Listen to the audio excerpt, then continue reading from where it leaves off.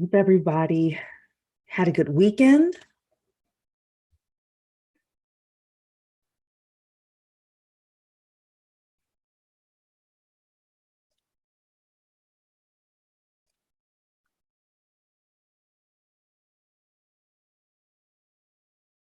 Yes, everybody, don't forget to put your city and state in the chat. I'm just getting myself set up here so I can see others on YouTube and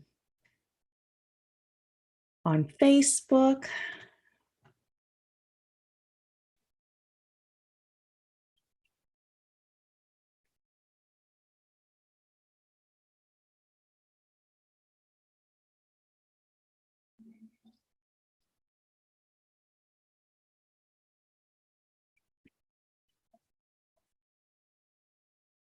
And Tawana will not be here today or tomorrow. She actually is enjoying some family time, so y'all are stuck with me.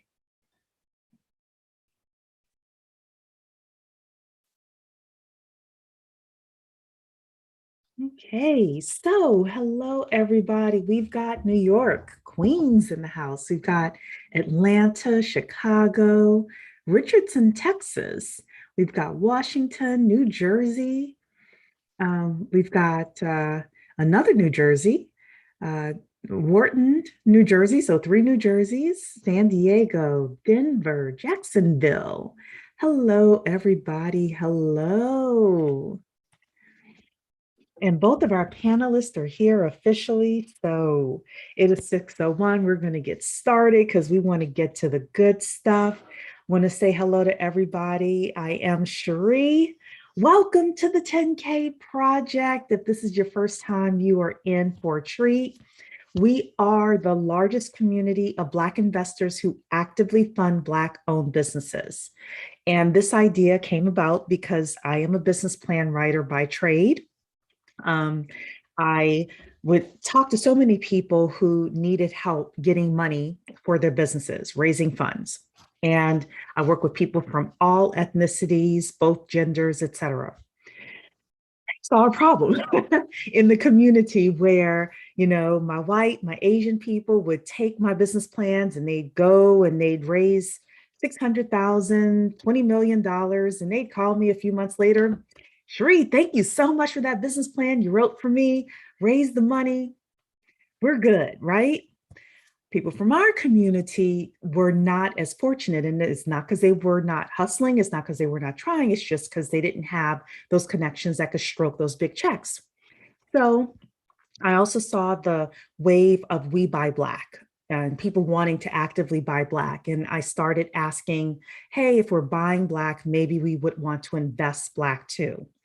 And last March, we kind of started talking with people, had focus groups, and now we do something called a Bet on Black pitch every Tuesday night at 8 p.m.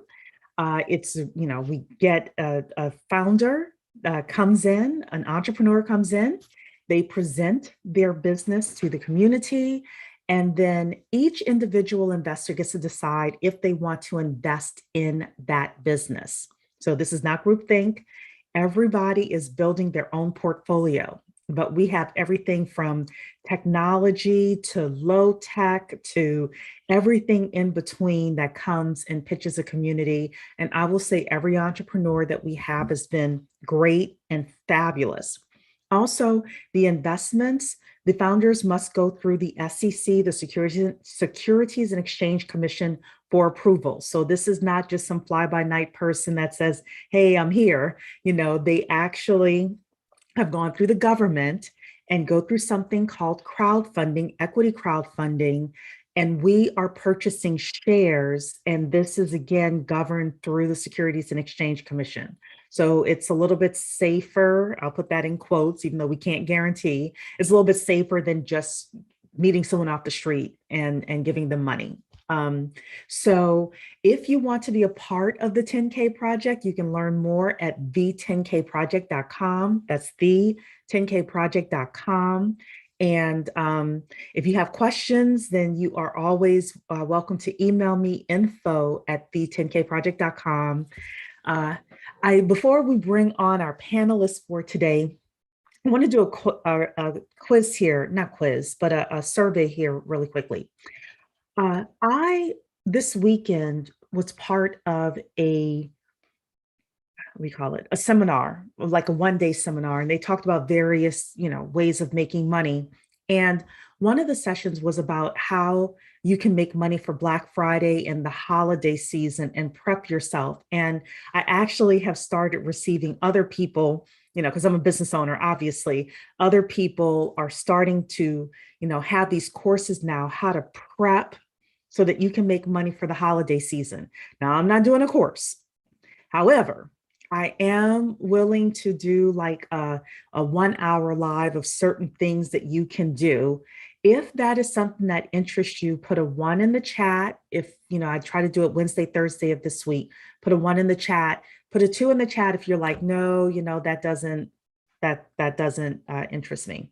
Okay, so I'm seeing one. So then I will schedule some time to come on around this time of day. It'll be on YouTube and Facebook, and I will put it out to the community. And for the people who have the twos, it's okay, you're honest. If there's someone else that you know in your life that wants to start a business or wants to do something for the holiday season, because we all want to be richer rather than poor during the holiday season, then you can invite them as well. So that's not going to be any charge. It's just going to be something that I live stream sometime later this week. Okay, perfect, perfect. So if you're ready to make money, put a 3 in the chat. If you're ready to make money with these multiple streams of income, put a 3 in the chat. I see the threes coming through.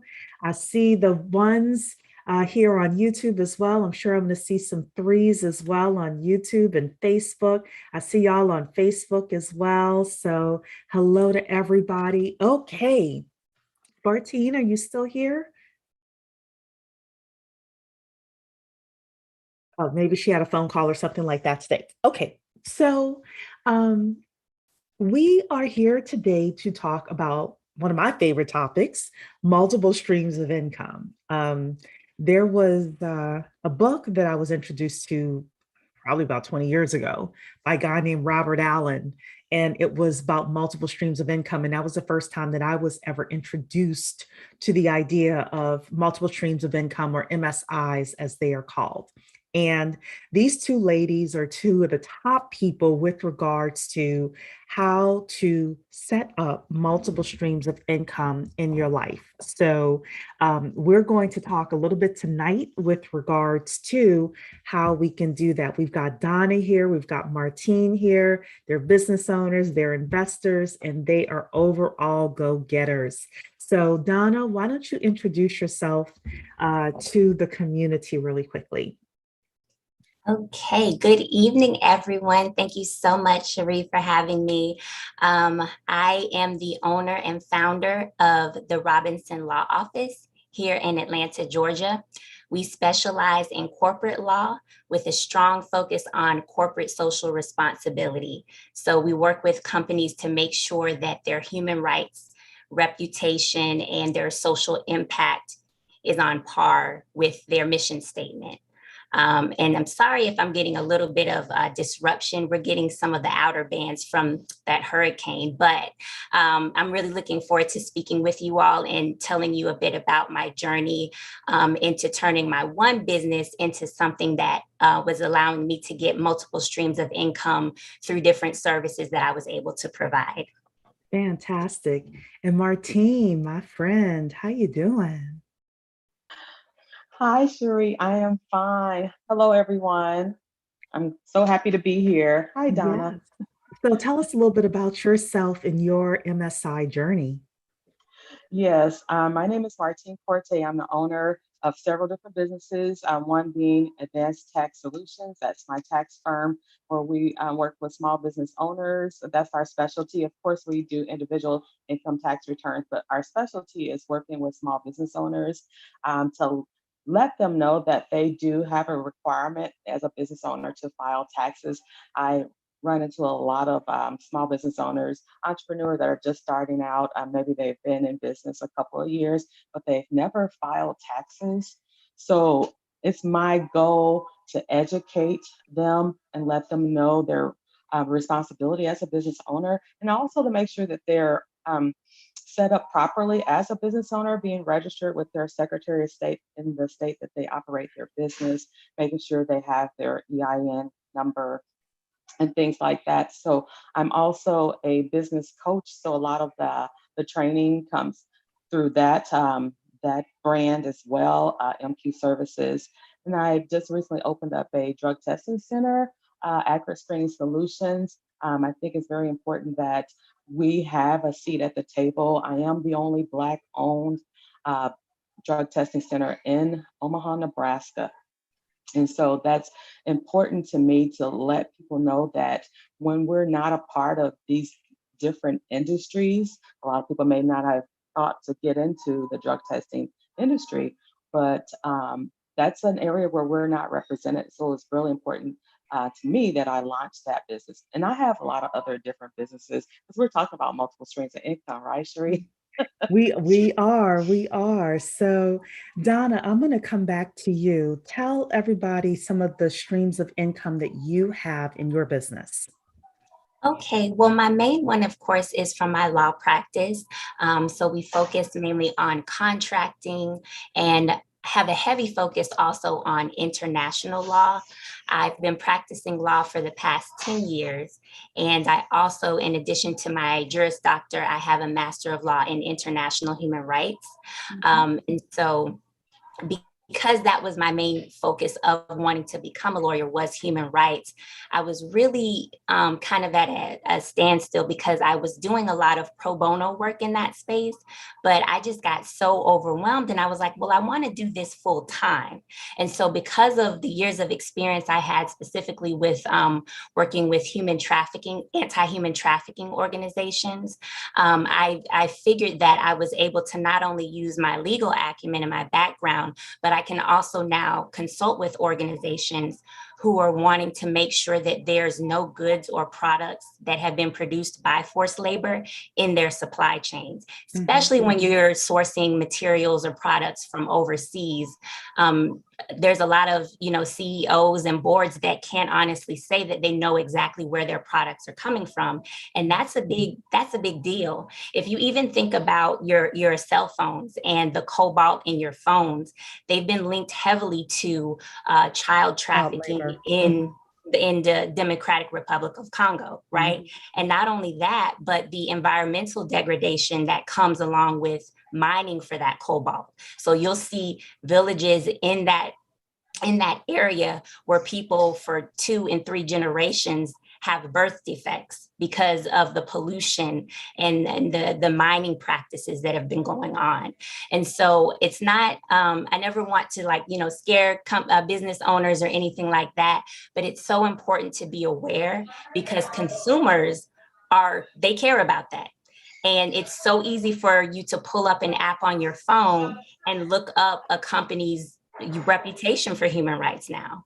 And once that reputation is damaged, it's almost impossible to get it back on track. And so in addition to consulting and working closely with companies to ensure that their supply chains are ethical and sustainable, also government contracting is another part of what I do to get another stream of income.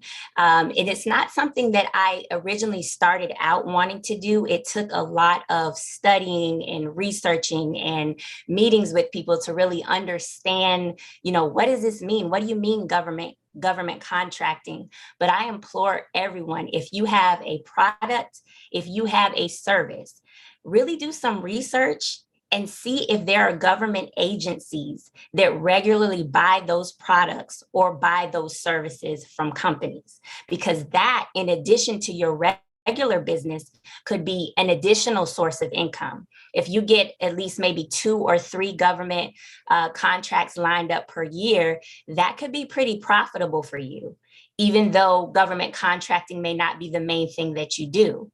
So, just tying it all back together, I have my law practice, but I've also added consulting to that. And I've also I've also added government contracting to that. So I'm not just a law practice, but I'm able to pull from other streams of income into the business that I have. Right. Okay. So this is actually perfect because the two of you, in my opinion, are diametrically opposed, and I'm in the middle. So everybody just kind of follow this here. So with my business, I've said that I'm a business plan writer. And just over the past month, I've signed up with this company to help me get startup funding. And like SBA funding and things like that for companies. And of course, I'm also the head of the 10K project. And I've also started meeting with angel investors as well to find out what they're looking for. So the reason why I said they're opposed and I'm kind of in the middle is because Martine, if you listen to her first, she has different businesses, and that can be very overwhelming for people. Okay. I think that only about 5% of entrepreneurs, to be honest with you, can do what Martine does well. Okay. Because I've seen a lot of entrepreneurs that have tried to do what Martine does, having a lot of different businesses, and they can't handle that. And then Donna is over here where she has one main thing that she does, and she pulls income based on that one main specialty that she has, right? And then what I've done in the middle is I have a main business of a group of people that I service. Those are people that are looking for funding. And I started off with the business plans, but then I've said, I'm going to add on services for that person to actually get closer to the goalpost of getting the funding that they need. So I wanted everyone to hear those three options for yourself. And I have a fourth option for you. And that is, some of you have a main career that you love. You know, you may work 60 hours a week. You make really good money. Then the fourth way to do it is to take some of that money and invest it in not a financial advisor. This is not financial advice. CYA, check with your accountant, check with your attorney, check with your financial advisor, okay? But you may have the $150,000, $200,000 a year job. Even if you don't, you could be 70, 80, 90,000. But then you take some of that money and buy investment real estate. You could buy, crypto, for example. You can buy 10K project. You can buy into some of the companies that are starting up and growing, so you basically take that main source of income and spit it off into passive streams of income. So that's going to be one of the things that we talk about as well, the difference between active streams of income, which all of us are doing right now. And I know all of us probably have passive streams of income too, but those are the two different things. So, ladies, either one of you can answer this. I do want to go back to the feeling of overwhelm with regards to thinking about how people set up these streams of income and actually acting on it. What kind of advice do you have for people with regards to that? Because it can, when people are starting to think about it, seem very, very overwhelming in terms of where to start. I'll go first if you want. Because I do many different things and different industries, it can be overwhelming. And I'm that type of person. I'm wired that way, where I want to get into different sectors, different types of businesses. So one piece of advice that I would give Cherie and everyone that's listening is to have a team, because we can't do it by ourselves. I did it for a while by myself, and I became very, very overwhelmed. And it can be stressful too, because you're trying to you feel like you're doing a lot, or maybe even too much. But that's, in my mind, it's not too much. It's just that I have a lot going on. People say, oh, it seems like you're doing too much, but that's just how I'm wired. But having a team is very important. And I have a team. I wouldn't be able to do all of this by myself. I have 4 other income streams, 4 different businesses, other businesses on top of what I mentioned. So that's a lot. So doing this by myself is impossible. So adding on, and I will say this also, some people, it may take them a while to even be able to afford one staff member because they may have overhead like a storefront, expenses. Everyone has expenses that are in business, and so it could be overwhelming to think about even adding on someone to the payroll. But I would say don't do it until you can afford it, because then you've got a income issue because you won't have enough money to pay them. But being able to scale is important as a business owner. And the only way you're going to be able to scale is to add on a team member or two, once the money is coming in. And I work with a lot of side hustlers, a lot of really small business, one show, one woman, one man operation, right? So that's not, they're not even thinking about that because they just want to get the business started. And I understand, but I got to the point, me personally, I got to the point where I couldn't grow the businesses because it was just me. And so until I could afford it, I was stuck. I was stuck. So when I added on, I figured out a way to make more money. And sometimes you have to go, pick up another job just to fund your business. And I don't shame anyone for doing that, because that's how I did it, because you need money. You need money. And so whether that's you going and doing Uber, on the side as you grow your business and dump that money back into your business, it's okay. Whatever it takes to get the job done, right? So then once you add on, you'll see you'll be able to do more. You'll be able to maybe do the marketing piece, because now you have someone doing the other things that you were once doing. And so that would be my one piece of advice, Cherie, is for small business owner, get to a point where you can add on staff, because it just becomes overwhelming and nearly impossible to grow your business from where it is to where you want it to be. Donna, what are your thoughts? Agreed.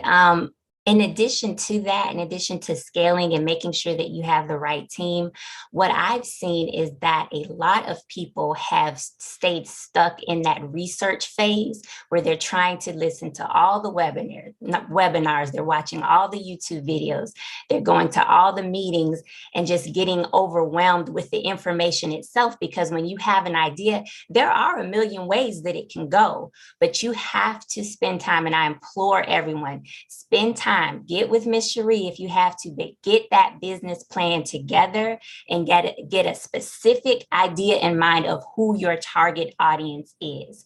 Your business may not be for everybody, and that's okay. You have got to focus, because again, there is so many resources out there. There's so much information, and you can easily get caught up in trying to get it perfect to the point where you just never take off.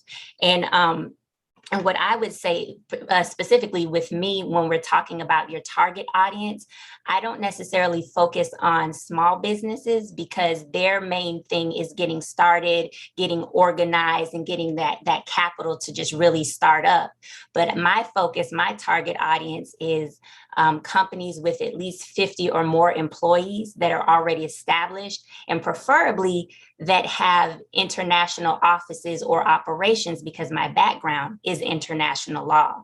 So again, I could, put myself out there for every company and this and that, but that would make me overwhelmed, and it wouldn't really help with what I'm trying to do and where I'm trying to take my business. So spend time on the front end to just narrow down what you want to do and who you want to serve. And trust me, you will definitely thank yourself later. Yeah,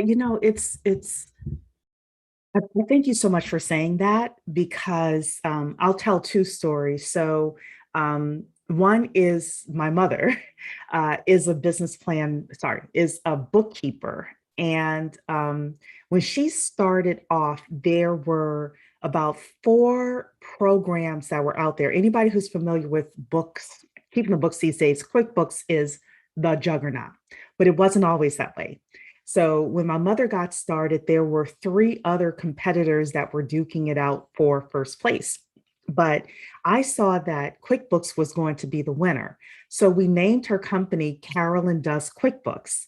And one day we were in a meeting, and this other person says, well, I use this other brand of bookkeeping software. Do you use that? And my mother said, yes. And I said, no, we don't. It's Carolyn does QuickBooks. The point of that is that she has made a lot of money. That's all I'm going to say. Focused on one thing, focused on, the QuickBooks, right? The other thing that I will say to people is a lot of times people think that if they niche down, that they're going to lose a lot of opportunity. Here's my suggestion to you. If you don't know what target market is going to not only want what you have, but is willing to pay you at the rate that you need them to pay you for you to be successful, then you cast a wide net. But within your first 10 clients, I would say, or first 10 sales, not sales to your cousin and your mama who cares if your mortgage is paid. I'm talking about people who do not care if you are out on the street with your kids, right? Once you have those first 10 people that are paying you, you're going to start seeing a pattern.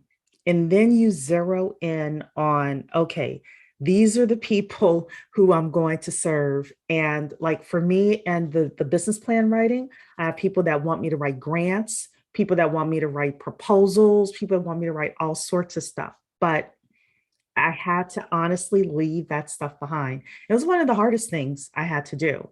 But because of it, I'm better as a business owner. So, that's just something to kind of think about. The other thing I will say is teams. So I'm going to give you another way to think about teams as well. Yes, within your company, you can have teams and you don't have to start off with a full-time person. You can start off with a virtual admin. Fiverr is a good place. Upwork is a good place. There is a place called Inclusion, INCLUZION. I'm trying to get the guy in charge of it, but he focuses on freelance work for Black and Brown people. He's a Black guy that started it. So that's Inclusion. And of course, the 10K project, there are probably people within the 10K project, if you post it in the Facebook group that you're looking for somebody that could, help you for a few hours a week as you need it as well. So you don't necessarily have to have a full-time person.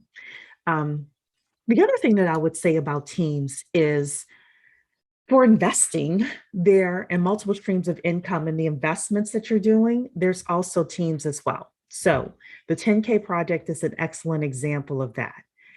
I don't source the deals for the 10K project. Tawana does that. Like that's her thing. She sources the deals. If I had to source the deals, I'd be in trouble. I like all of you coming on Tuesday night, hearing the pitch, saying, yes, I like that one. I want to invest in that company. That's a team member as well. A couple of the best investments that I have from the stock market, I got from somebody else who is really into the stock market. And he has a group of his fraternity brothers, and they get together. I am trying to get into this meeting, y'all. Y'all have no idea. And they call it Chop It Up sessions. And all they do is they go in there, they're all geeks about stocks, and they all talk about what companies they're researching, et cetera. If I had to research all of those stocks, forget it, right? So what I'm trying to say to you is those are team members too. Some of you are sitting on a gold mine of masterminding with other people for real estate investments in Detroit, in Cincinnati, in Florida, places like that. That's your team too. If you can find somebody to bring you a deal, find somebody to help you fund it, etc. So Adana, Martine, did you all want to add anything? I know I said a lot there, but I was writing notes as you two were talking. I will just hop on and say about the investment piece and about the value of connecting to teams, whether you personally know them or not, they can still add value. It wasn't until I, started being involved with the Black 10K project, that I was like, wow, we're talking about investments so much. So I did the research, and I was actually able to add another service to my consulting practice, to where we're looking at company investments and making sure that their ESG, environmental, social, and government factors are not only incorporated in their investment portfolios, but also in their company practices and their policies, so that everything is on the same board. Because we have a lot of, major companies, they made all these statements, saying that our lives matter and this and that, but their board doesn't represent that. Their policies don't necessarily represent that. So when we talk about investing in certain companies, it's really important to also ask that question. What are these investments going to do for the environment? What are they going to do as far as social impact? So it wasn't until that seed was planted in me as I, continued to participate in this space. And thank you so much for the invite. But I was like, wow, this is something that I could also help, companies work through. And again, it's founded on, what I originally do, what my true passion is. But here's another area that I can express that and turn that into an income source. Right. Martine, I know you're off camera right now. I didn't know if you had anything to say. She may be dealing with some team issues herself, so we shall keep it moving. Okay, so one of the things that I also had written on here, again, some other ideas of active versus passive income. And I didn't write these down, so these are just off the top of my head, but dividend stocks is another idea for passive income. And investing, obviously, within the stock market, you can see the appreciation of your stock. So I personally own both. I own some dividend stock, and I also own some stock that is set to appreciate, hopefully, based on the research that my friends have given me. I am looking at doing some option trading, but I need a team of people because I don't even know what stock I want to start, doing investments for, but that's like in the fall, probably in November, when I'm really going to pick that up. I bought the course though. So, other things that I'm looking at doing are tax liens. So tax liens are an excellent source of passive income as well. And I'm looking for a team for that ultimately, where, we either all go in for a certain amount of money and then we get together usually with tax liens, there are twice a year where they're like the most active. But we select a county or two, and we have some people that actually do the research, and they come back to the group and they say, these are the ones we're thinking of buying. These are the numbers, yay or nay. And, I need group for everything. So I'll be honest with you. So, but these are some of the other types of passive income that's available to us. And I know there's a ton of others. So if any of you have some, you can put it into the chat. I'm on Facebook, I'm on YouTube here. Donna, I don't know if you have other ideas for passive income. I probably should have gotten a list before I came on. Theta is saying, is there more information that you have on the group tax liens? We don't even have a group for tax liens yet. So Theta, if you want to run it,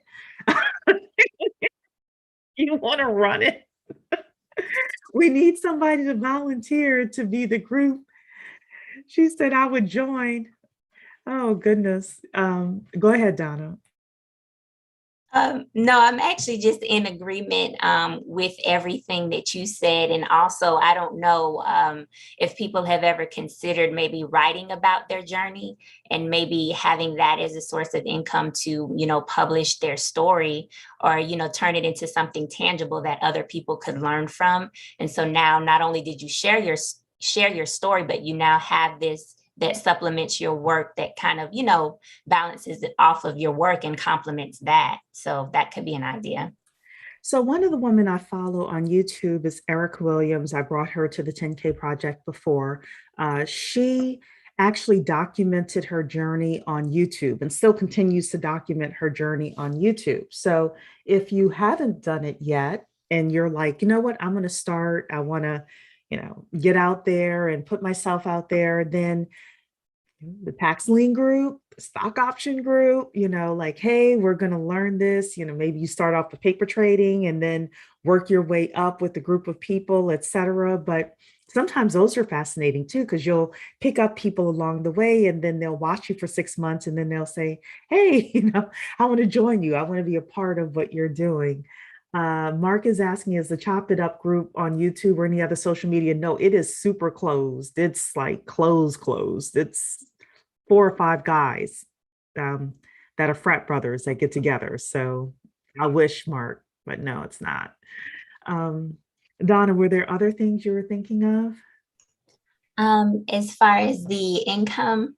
Yeah, as far as versus active versus passive income. If not, I have a couple of other things that I have on my list here too. But I wanted to give you an opportunity. Actually, I commend you for covering it because it sounds like you're already getting a group started. So what? Just the 10K project. I'm not in. I look. I do not want to be leader of any other groups, but I would join a group of people that are doing tax liens, and I would join a group of people that are doing options. Yes, I would join. Okay. Yes, I want to make that perfectly clear. So if you're leading the group, email me info@the10kproject.com because that's what I'm trying to do. Yeah. So for active income, you can have, sometimes you need to focus on skilling up in your job as well. I've been saying for past few weeks, as I've started doing this regular series with the Real Dana on her YouTube channel, that if you're in tech, if you are in healthcare, I saw there is a robot nurse now. I know. It's like something. I actually wrote it down where I'm going to do a session on it, like a little quickie session on it for a 10K project. But there are other careers we can get into that we would always want to continue skilling up, becoming more skilled. Also, entrepreneurship is a skill. We always need to be learning how to generate more revenues, new ways of lead generation and lead conversion and taxes and how to hire people, how to motivate them, all of those things. Entrepreneurship is a skill as well. So from active income, I've been saying to people and really pushing myself with this as well. If you're making less than 70,000, then it's time to skill up. 70,000 in a job and less than really 150 net after taxes in your business, then it's time to skill up.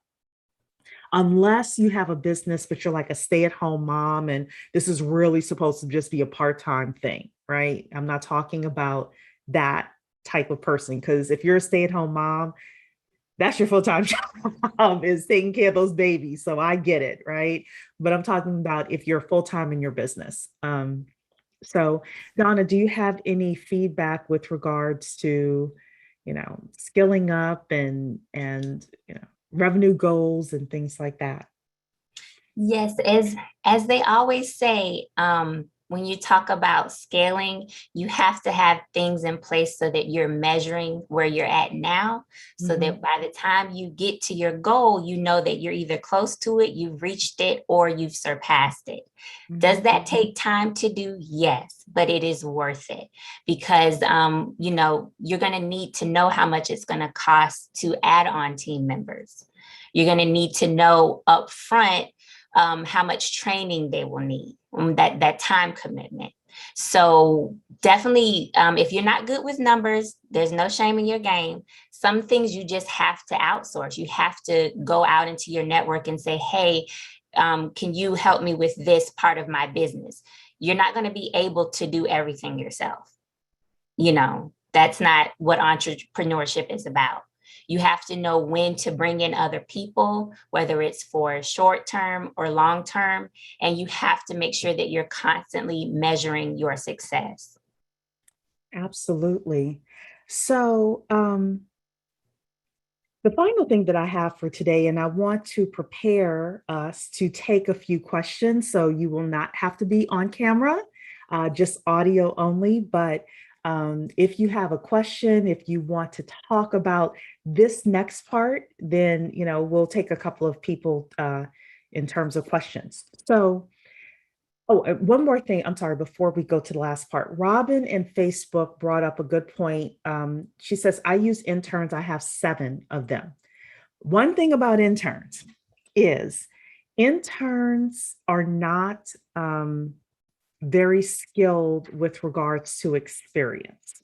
So when you bring on an intern, you have to factor in the time to train them in life, train them in business, train them in your business. When you're getting an intern, and this is not against Robin, we know each other, so she understands what I'm saying. When you get an intern, but one of the big mistakes that I've seen people do, and I've done it, so is you don't really take the time to give the tutelage to the intern so that you can get the result you're looking for. You get an intern and you think you're getting someone who's 50, who has 30 years of experience doing XYZ, or even a 50-year-old who just has lived life and is a great problem solver. If you're getting an 18-year-old, they just don't have that experience. So that's one of the things that I try to warn people about with interns. Interns are great. Interns are great for either super simple things, or even with like social media. There are interns that know how to do social media for themselves, but they don't know how to do social media for a company. So that's very different, very, very different. But Robin, great point. I wanted to mention that. So the last part is, what's your plan? What's your plan for multiple streams of income? So I will share mine. Then I'll have Donna and Martine share theirs, put them on the spot a little bit. And then I want to open it up to the community. If you want to come and either ask about your plan or share your plan. Again, we are not financial advisors. So, everything we say will be an opinion, and that is it. But I will start off talking about my financial plan. So in my program. So actually C19 caused me to really sit back and think about it. Like, where am I going? Where do I want to be in 10 years? So I'm 45 now. So I'm looking at 55 years old. One of the big things I decided is I want to pay off my house like super fast, right? I also have some student loan debt, and I have some credit card debt, right? So I said to myself, okay, if I'm able to make $300,000 a year after taxes, then I'm going to put $100,000 into living expenses. And that's more than enough for me. But like, if I want to travel or something like that, I travel first class. So, yes, I'm bougie. Okay, right? Right. So $100,000 goes into my mortgage payment, like my regular mortgage payment, food, all sorts of stuff that I have personally. Then $100,000 goes into debt, my house, other bills, things like that. And then the final $100,000 goes into investments. So I have no interest in being the landlord. So I'm looking for paper assets that are going to pay me 8 to 15%. The reason why I'm doing more than 8% is because inflation is 3 to 5%. So I need my money to outweigh inflation. And I'll be honest with everybody, I have about $500,000 in debt with everything. So for 5 years, my goal is to knock the debt down, and then to be able to take that money and add it to the investment column and get to a point where eventually I'm living off of my investment money. So that's my plan. So because of that, I had to take a step back and ask what's going to get me to the 300K. And I had to admit to myself that it was finally time for me to invest in my business. So I took C19 time and C19 funds. Thank you, the SBA. And that's what I'm doing right now is I'm hiring. In fact, if you're a great writer, business plan writer, I'm actually going to bring on one additional person. So if you're great with financials and doing financial forecasting, I'm looking for someone there too. info@the10kproject.com is where you can find me. So I'll put that out there to the community. I'm investing in lead generation. I'm investing in Google ads. I'm investing, like I've already hired the person. She's almost done with my landing pages and everything. We've got like all of that mapped out and figured out. I'm investing in some custom software for the back end. So you will have to invest in order to get your program launched and get it moving. But I just wanted to share that with everyone because your numbers may not be my numbers and vice versa, but this is some of the ways we need to start thinking about, hey, what's our plan? And if you have, in my opinion, an overly complicated plan, scale it back to, okay, what's the simplest thing that I can do to reach my goals? But I just wanted to share that because that may bless somebody tonight. So if that's a blessing to you, put a 6 in the chat if that's a blessing. Eugenia is saying, way to be transparent. Thank you so much, Eugenia. Good. So people are saying 6. All righty then. So either Donna or Martine, you can either respond to what I talked to or tell people like, what's your plan for MSIs?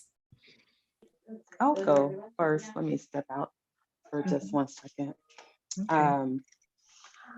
With me coming from a tax background, one way that people can try to decide how to make more money or to even strategize and determine how much money they can bring in from what they already have to maybe invest a portion of it. I would say do an income statement, find out how much income that you have, list every asset that you have. It could be personal, business. You need to compile a list of income that you already have, even property, because that's an asset, right? For how much the property is worth, because on the other side you have, if you still have a mortgage and you still own the home, you have that over there on the other side, the liability side. But you first have to determine how much income that you have. One of the other multiple streams of income I have is that I am a landlord, a 11-year landlord. So I have income over there, and it's mainly passive because I don't have to do anything. I have a property manager that manages everything. And so I just collect the rent, right? The fun stuff. But I still have to keep the book. We have to keep track of the expenses that are incurred when you're a landlord and you have rental property and things like that. But I would say list everything that you have that you own, come up with a value for it, even vehicles, and that includes your business vehicles as well. Investments. You were talking about investment, Cherie. Someone is wanting to get in investment, they don't know the first thing to do. I would say start with, you probably heard of this app before, but it's called Acorns. And then there's Robinhood as well. They're similar. I'm invested in Acorns Well, so I'm in the Roundup program. If I can just elaborate on that just a little bit, because I think it's an easy way for people to get started in investing if they know nothing. They're beginners, right? But they want to get their feet wet. They want to see how this investment thing works. So I'm in the Roundup program that they have where you attach your debit card or your credit card to the Acorn app. And every time that you use that card, they're going to round it up to the nearest dollar. And the difference goes into your Acorn account for investing purposes. So they'll go ahead and invest it in different stocks. But the thing about that is so unique because you never think about that change, that difference. It's just like paying cash for things. Say, for example, you buy something for $6.50. The 50 cents goes right in your little card, your little change box or whatever, right? And it just kind of sits there and builds. But why not put that change in an investment tool and let it make money for you? So if we don't think about that change and you just kind of forget about it, I forget about it. And then every once in a while, I'll go in and check and see that it's growing. And it's really a really neat way to get into investments. And you can see what stocks that they're investing your money in. But that's a real easy way and low cost way because you're not even thinking about that change because we throw it to the side anyway, right? So I'm glad you brought that up, Sheree, about investing, but find out how much you're worth. Mhm. Find out how much that you are worth, your home, your investment tools, your vehicles, your income from your jobs, from your small businesses that you may have, all of that, and find out how much your net worth is. We need to know that. A lot of people don't think about that, but that's a way where you can invest, find some more money to invest so that we can continue building wealth, right? Because that's what it's all about, building wealth. But sometimes we don't may not have the time to go and find another side hustle or get a second job. Some people work in 3 jobs.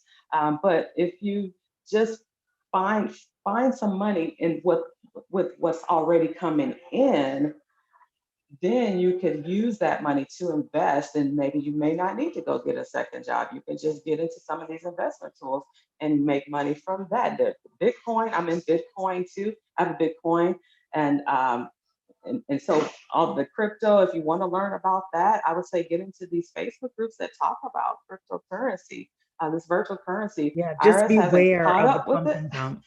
Yes, Beware of the beware pump of and it. dump. Yes, That's just right, right. yes. IRS hasn't really caught up with uh, virtual currency yet, but there is a question when you're filing your taxes on the software. Are you receiving, did you make any money from cryptocurrency?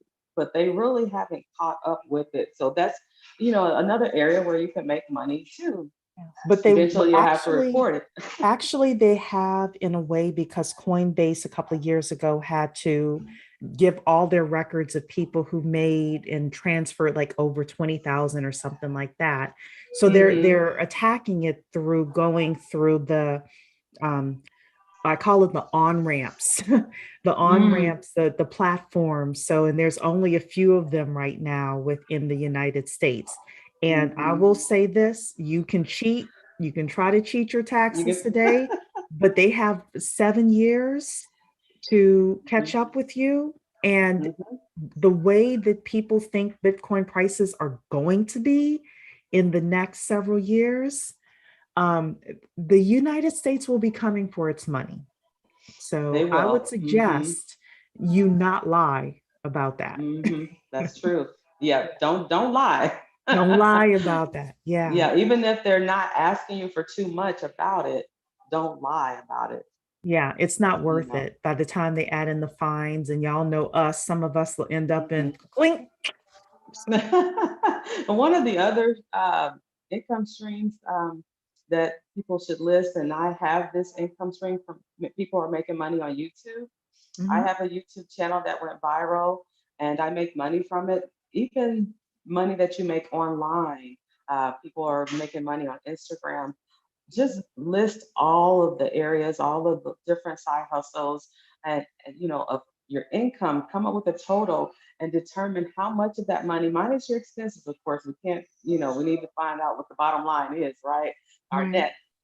And so find out how much of that money that you can afford to invest in other areas and other ways to make money so that you don't have to physically work, your small business and make money in your sleep. That's what we call it. PayPal bling is what we call it. We wake up to money. So Love just it. think of ways where you don't have to physically Right. work to Right. make money.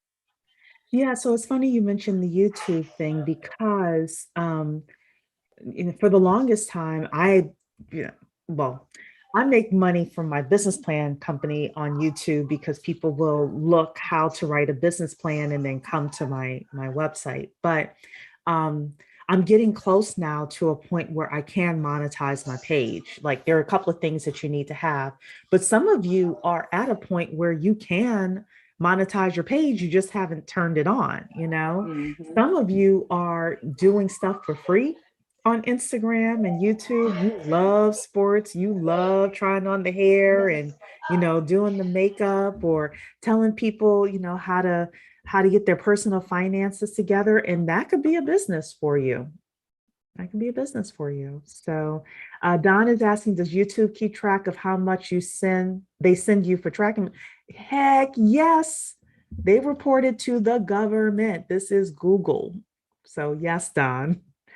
Don't lie. Yes, Don't lie. you'll actually receive a 1099 Mhm. from these different platforms. So they are keeping track because they have Yeah. onus to that as well. They have a reporting responsibility. So Mhm. yes, you're going to receive a 1099 from those platforms Yeah. or wherever you're making this money online.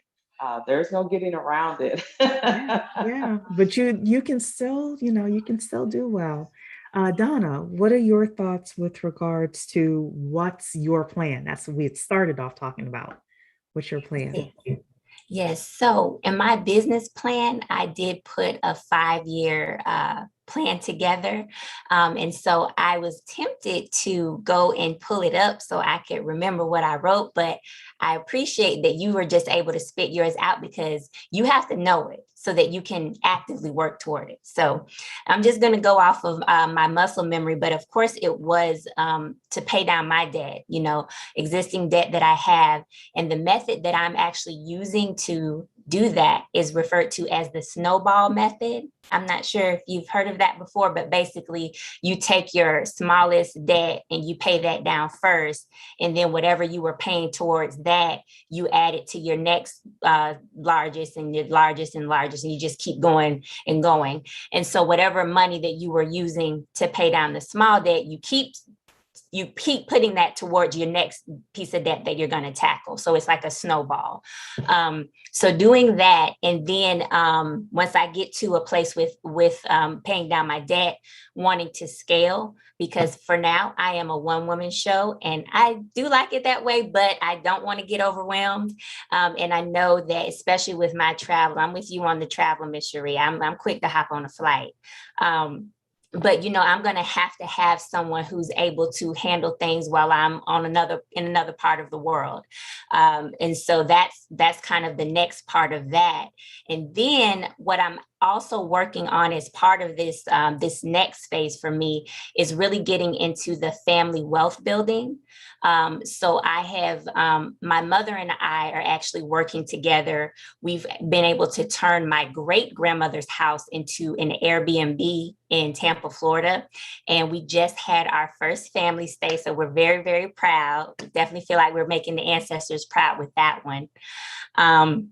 And then I'm also talking to some family members, and I've put together an investment plan regarding some property in Senegal, West Africa, that we would like to invest in.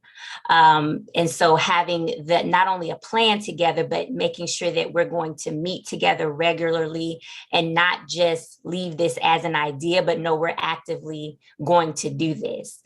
And so that, in addition to this, is my last piece of the family wealth building. My aunt, I'm not sure if you all watched the Haves and the Have-Nots, But my aunt, she actually played an attorney on that show. She was Veronica Harrington. And I saw some people from Jacksonville, Florida, Duval in the house. So yeah, I actually am her attorney. So so her and I are working towards some things to, she's in the entertainment industry, of course. And so we're working on some things together as part of, that family wealth building. So even though, I have my own personal goals that I want for my business, and for now, I can just focus on myself because it's just me. But when I talk about where I want to take my business, a lot of it does include my mom's side of the family, my dad's side of the family, and working with them, to go to that next step. So I'm very, very excited about it. That's fantastic. That sounds like a good plan to me. Sounds Thank definitely you. like a good plan to me. So, Beulah, I see you in Zoom. You have your hand raised. If you can just put in the chat that you mean to have your hand raised before I call on you. Also, all of my people in Facebook and YouTube, could you like the video? Could you share the video? Thank you so much. Please like, please share. Please subscribe on YouTube if you're not subscribed. I keep forgetting to say that. And please join us, the10kproject.com, the10kproject.com, if you want to actively start investing in Black-owned businesses in exchange for shares or partial ownership in those businesses. So when the company does well, if the company does well, we make money. So the10kproject.com. Okay. And okay, thank you, Beulah. You put your hand down. So I just want to make sure I didn't mess you up there. All righty then. We have 4 questions here. The first one is from Octavia in Facebook saying, I would love other streams of income. I have properties right now, but I need other avenues. So, we mentioned stocks, dividend stocks. You can choose to do options, for example. You can choose to invest in commodities, things like that. My suggestion to you, Octavia, would be to start off with paper trading if you don't feel comfortable using real money.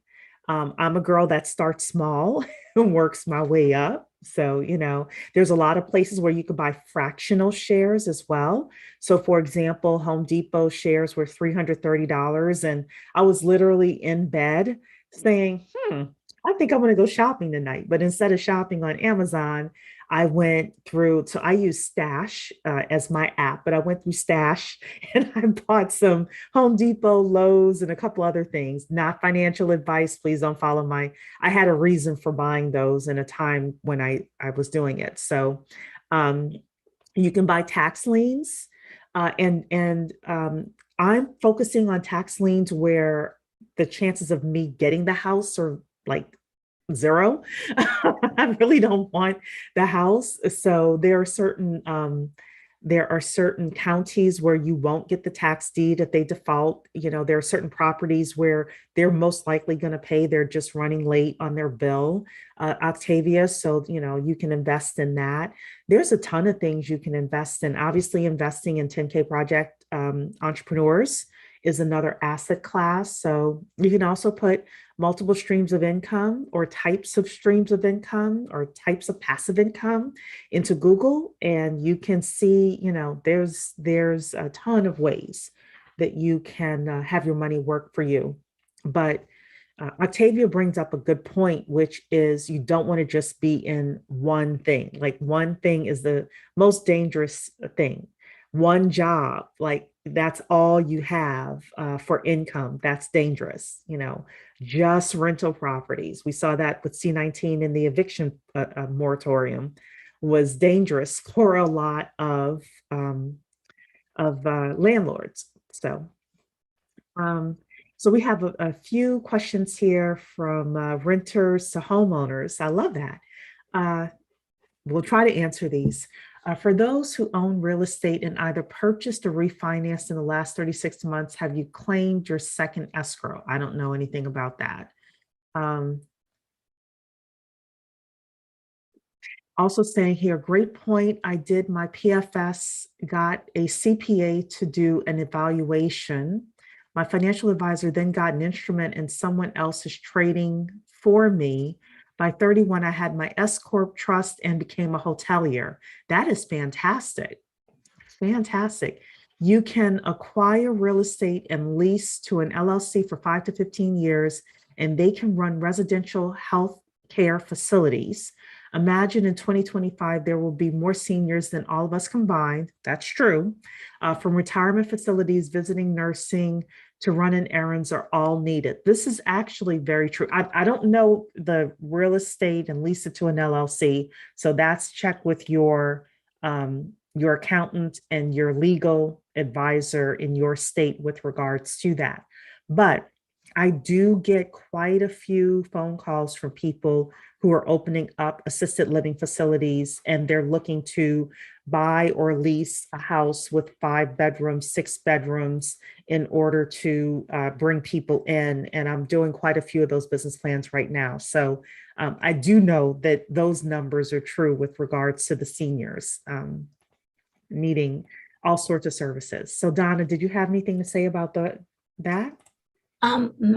My one suggestion really, because you kind of covered everything, but maybe I'm not sure how much she wants to actually work on the property, but thinking about I think they call it a community service or a shared community crop or something like that. I know in the past couple of years, they've gotten a lot of attention because people are more interested in getting, food fresh from the farm to table. And I live on a plant-based diet, so I'm all for it. And so there are organizations that actually, if you allow them to use your land, they will farm it, they will grow things on it, and then you would just get, whatever your agreement says as far as proceeds. Yeah, but I see a lot of people are really interested in that now. So then again, so that's where we get to the group thing, because I have clients who'll send me, oh, I'm buying this land over here. I had a client recently send me like 26 acres for $100 and something $1,000, low hundreds. I'm like, I wouldn't even know what to do with that property, but this again comes to where we start getting together in groups and buying land and then being able to put, like you said, those plans together. Somebody mentioned here Turo and Hire Car and Amazon. So Amazon trucks are interesting. I have another friend of mine who got a big contract with Amazon. He was trying to do his IT business. It wasn't really going anywhere. So he pivoted and he did a response to an Amazon proposal and got a multi-million-dollar contract doing deliveries, So, so yeah, what you were mentioning, Donna, about government sometimes, or just these big Fortune 500 companies and these proposals, they can change the whole trajectory of your business. Octavia says, thanks for the suggestions. You are welcome. Tammy is saying cooperative economics. Yep. So Richest Homeowners is also saying, I have 6 income streams making $19,000 a month in California. I would ask, is that gross or net? Renters to Homeowners is also saying 26 acres grow hemp for the oil to be used for medicinal purposes. So that's what my client is using it for. Does the Amazon guy need 10 more trucks? I can ask him. You're going to have to give me a real name though, Renters Homeowners, because I don't know who you are. So info@the10kproject.com. And you're saying 19K net. Okay, so that is fantastic. I'm gonna have to bring you up next time in order to talk. Oh, this is Rayma. Oh, hey, Rayma. Okay, it just like, I don't know who this is. I have your number, so I actually owe you a call, Rayma. So I'll bring you up one time though, so you could talk about this. This is excellent. Okay, well, we have answered, I think, everyone's questions. Flaubert is saying, I like the video, new to the broadcast. So thank you, Flaubert. I hope I said your name right. Okay, everybody. I want to thank my beautiful co-hosts today, Donna and Martine. I'm going to give them a chance to make any final comments. So Donna, thank you again for coming today. Thank you so much for having me. I feel like on my personal Facebook page, you would think I'm a 10K fan club or something. I'm just resharing everything. I actually learned how to tighten up my pitch by watching one of your pitch competitions, was just phenomenal. But again, everyone, I implore you to stay connected. You can contact me at thejusticeadvisor.com, and I'm on Instagram at Justice Advisor. Again, if you own a company or if you work for a company that really needs to turn those goodwill corporate statements into action, definitely get in touch with me so we can make that happen.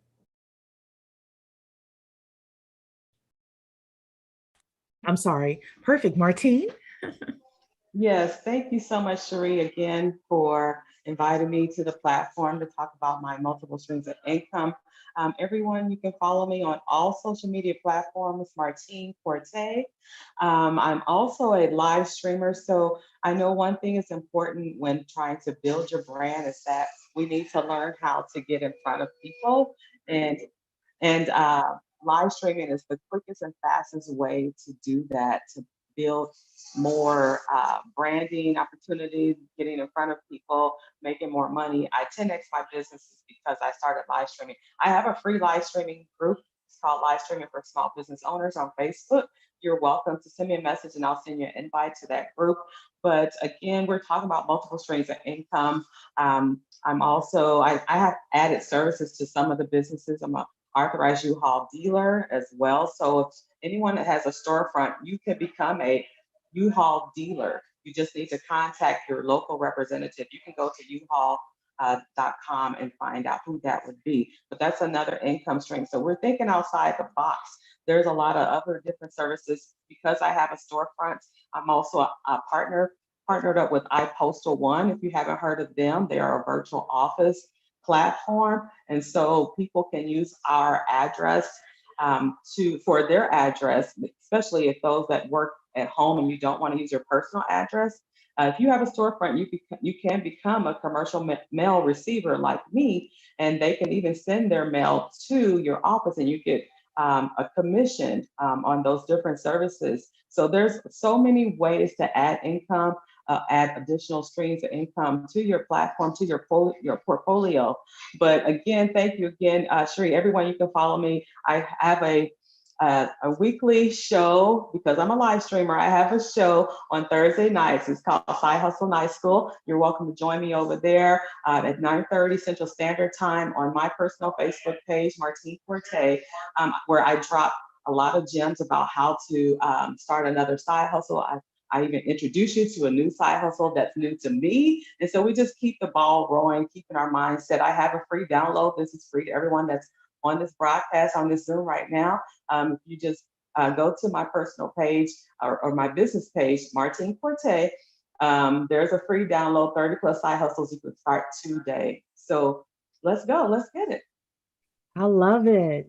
Martine is on her grind. I mean, I open up and she is like live on Facebook. So definitely. Okay, everybody, thank you so much for being here today. Hopefully you got something that you can tangibly use in order to grow wealth for yourself and for your family. And speaking of family wealth, we will be here on the holiday because your girl don't stop. So next Monday, we'll be here for the holiday, and we are talking about the steps to building family wealth. So have your barbecue, whatever else you're doing, and you can just tune in right from your cell phone as you are finishing up your chitlins and whatever else you're eating. So thank you, Donna. Thank you, Martine. Thank you, everybody. See you next week.